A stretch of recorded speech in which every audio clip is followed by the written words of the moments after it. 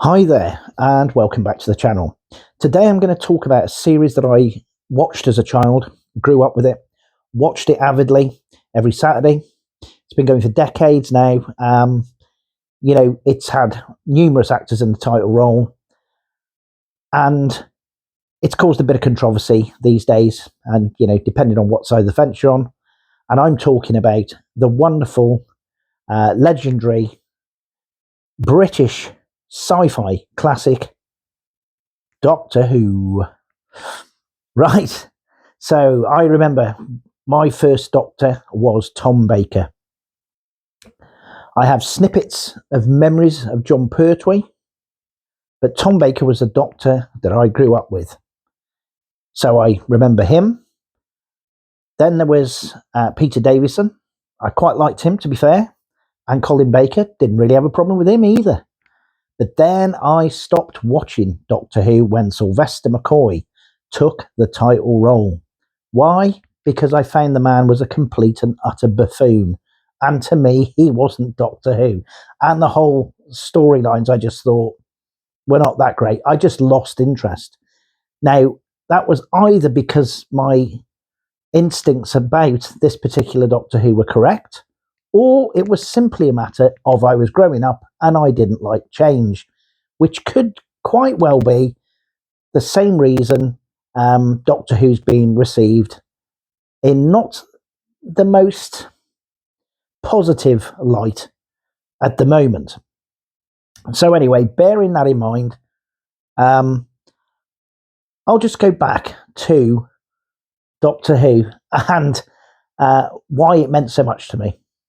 Firstly, good old escapism.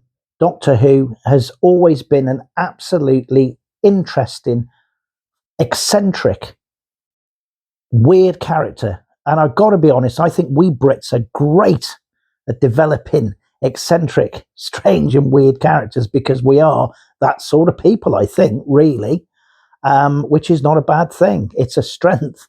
So anyway, I think the character of Doctor Who is just fantastic. Tom Baker, to me, epitomised Doctor Who.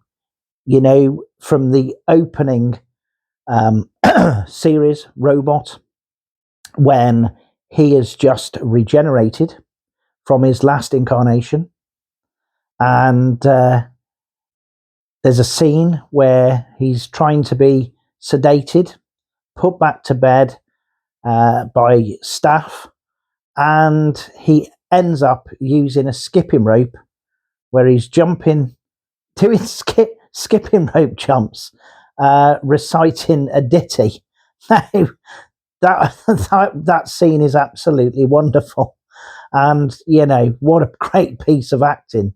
If it was acting or whether it's just him, but it is absolutely brilliant. So, yeah, brilliant, brilliant, brilliant. Secondly, I liked the idea of this time machine that was small on the outside but big on the inside. That's just, it's iconic, isn't it, really?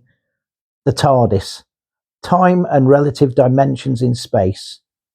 And everybody who sees it, they walk inside this small blue police box only to find that it is absolutely insanely huge inside, probably limitless, endless, I suspect. But anywho, what an absolute, again, something that just keeps your curiosity piqued. I mean, who wouldn't, when they first saw Doctor Who, no matter which Doctor it was, and you realise this TARDIS was just massive, that, you walked in to this small box, but it was just massive inside. I mean, to me, it was a bit of I found that just absolutely thrilling. I did, along with, as I say, the eccentric Doctor and his wonderful adventures. Now, I am grateful to the BBC because I have been able now, as many of us have done, I suspect, in being able to catch up not only with those wonderful episodes and memories we have of our favourite Doctor and maybe refresh our memories a bit about those episodes, but we're also able, to go back and check out those doctors that perhaps were the Doctor Who serials rather, that were made before many of us were even born. So I've enjoyed that. I've enjoyed watching some of the William Hartnell ones. I've enjoyed watching some of the Patrick Troughton ones. Bit of a shame most of his stuff's been lost. But nonetheless, it's been a brilliant opportunity to catch up on those guys. John Pertwee has been a real, absolute, amazing Doctor as far as I'm concerned for me. The fact that a lot of his adventures were on Earth, and he was accompanied by not only his companions, but also UNIT with Brigadier Lethbridge Stewart, who again is an absolute legend, an icon of the whole series, along with Sergeant Benton. These are the things that I think just made that series just so amazing, especially probably I say from sorry, William Hartnell all the way through, maybe I would argue to Peter Davison. Things sort of got a bit choppy after that, culminating of course in Sylvester McCoy, but there's a lot of good stuff there. Now, one episode that I've got to mention, I'm afraid, in the Tombaker era is Genesis of the Daleks. Now, this serial was a 4-parter released in 1975, and it's about, obviously, Genesis of the Daleks. So you've got a battle raging between the Khalids and the Thals, and the Khalids want to absolutely obliterate and wipe out the Thals. And you notice immediately with Genesis of the Daleks the striking similarities between what is really, when you think about it, war ends 1974, not 74, sorry, the war ends 1945, 30 years, it's only been 30 years since the Second World War finished when this came out, and you've got the Khalids basically almost replicants of German army soldiers from World War II, which I believe the uniforms, etc., and the characters were based on. You've only got to look at, Nida in this, the bespectacled henchman of Davros, to see, there's an obvious similarity of a Nazi second in command to the Führer there. So, there are those similarities. And, when you think about it, it's highlighting, this power trip that Davros is on to make this perfect race. That's his desire, is to make the perfect race of Daleks, basically. And you see, the similarity there, obviously, with his whole desire to wipe out the Thals. So, of course, Doctor Who comes into this mix. And, he's obviously, he's seen this all before.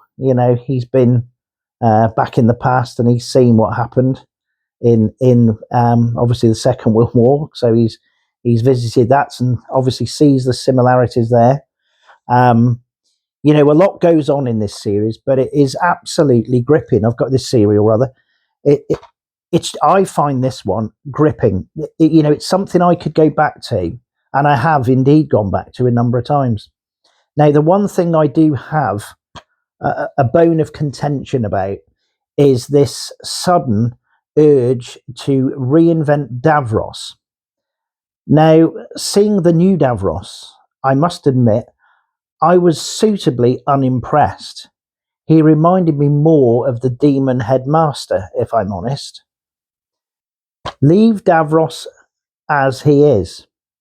Now, I think Davros is cool, and, you know, he's an absolutely wonderful villain and does not need to be made PC, you know?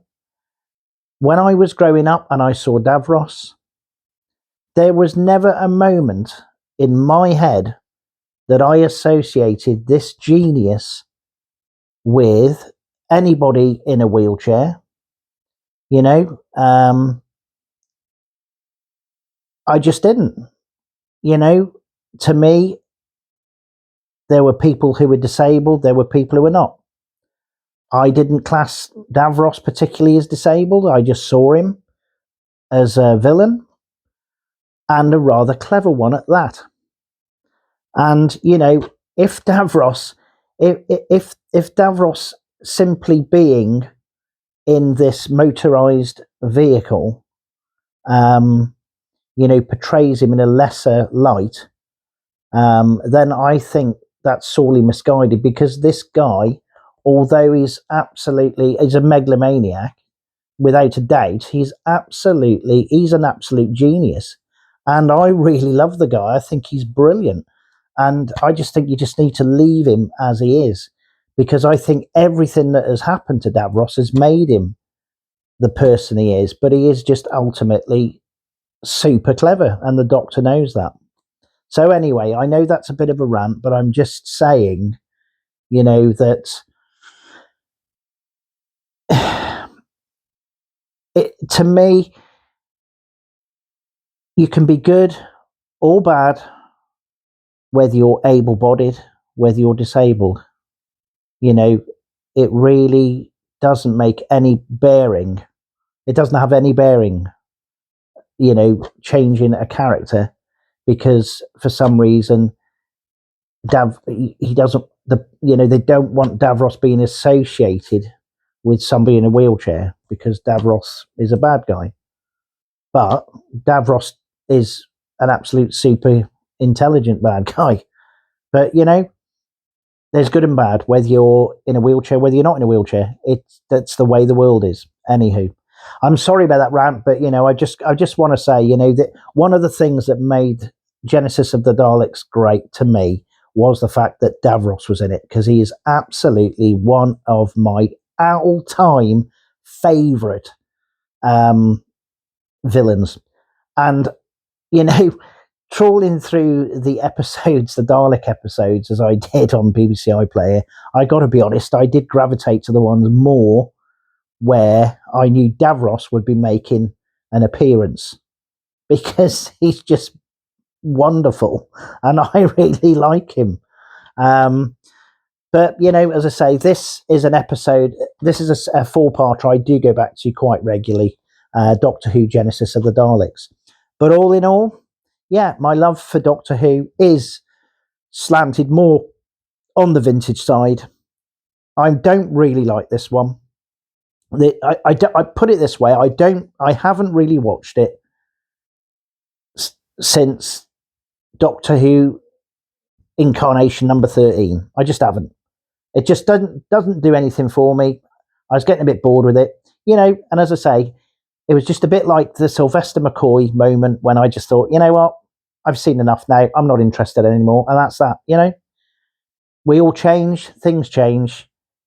Sometimes we stick with some stuff, you know, and you get to a point where you're just not bothered anymore, and that's about it. But I will stick with watching classic Doctor Who. And if you want to see classic Doctor Who, just go on to the BBC iPlayer, you know, put it in the search button, you know, Doctor Who. It'll come up with the classic series, 1960-something to 96, I think. And your world's your oyster. The universe is your oyster. So check it out. Thanks, guys, for watching again. It's been something slightly different. You know, if you like it, you know, hit a like button. If you want to subscribe. Entirely up to you. But as always, I just appreciate you taking your own time to tune in. So thank you. See you again.